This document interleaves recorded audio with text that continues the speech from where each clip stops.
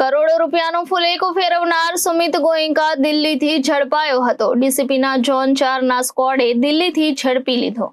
છેલ્લા 1.5 વર્ષથી police ચોપડે wanted હતો। કરોડો રૂપિયાનું ફુલેકું ફેરવનાર સુમિત ગોયંકા દિલ્હીથી ઝડપાયો હતો। ડીસીપીના ઝોન 4ના સ્ક્વોડે દિલ્હીથી તેને ઝડપી લીધો હતો। છેલ્લા 1.5 વર્ષ પોલીસ ચોપડે તે વોન્ટેડ હતો। દિલ્હીમાં સબ્જી મંડી વિસ્તારમાં સુરતથી ખાખરા મંગાવી વેપાર કરતો હતો।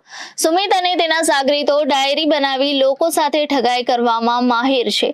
એક જ દુકાનની 7-8 લોકોને ડાયરી બનાવી વેચી મારી કરોડો રૂપિયા પડાવી લીધા હતા।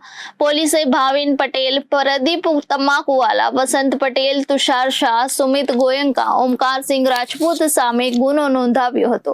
આ ગુનામાં અગાઉ તુષાર શાહ કોર્ટમાંથી જામીન લાવ્યા છતાં પણ પોલીસે તેની અટકાયત કરી હતી, જેમાં વેસુ પીઆઈ આર રાવલને સસ્પેન્ડ કરવામાં આવ્યા હતા।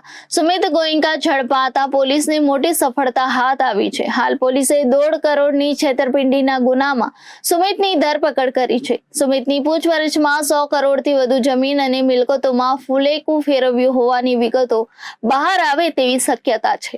वेसु पुलिस स्टेशन में जुलाई 2023 में एक 420 बी आईपीसी के तहत एफआईआर हुई थी, जिसमें टोटल 7 अक्यूज थे। उनमें से एक मेन अक्यूज था सुमित गोयनका।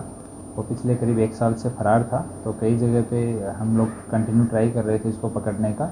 तो कल इसका लोकेशन दिल्ली में मिला, तो वहाँ ये सब्जी मंडी पुलिस स्टेशन दिल्ली के एरिया में फ्लैट लेके वहाँ पे रहता था और सूरत से खाखरा मंगा के और वहाँ पे सप्लाई करता था दुकानों को थोक में। ये कई दिन से ये वहाँ पे काम कर रहा था। पता लगा तो लोकेशन पे पुलिस की टीम गई और वहाँ पे मिला ये, तो वहाँ से इसको डिटेन करके और वेसु पुलिस स्टेशन लाया गया। अभी इसको अरेस्ट करके और पूछताछ चालू है। तो सुमित ने किस तरह से स्कीम की थी? ये जो पार्टिकुलर एफआईआर है वो 1 करोड़ 65 लाख रुपए की एफआईआर थी, जिसमें कुछ और लोगों के साथ मिलके इसने डायरी को इधर उधर ट्रांसफ़र किया था और डायरी के बेस पे ही कुछ दुकानों को सोल्ड किया था और बाद में वो दुकान जो है जिन्होंने पैसा दिया था उनको दुकानें तैयार करके नहीं दी गई।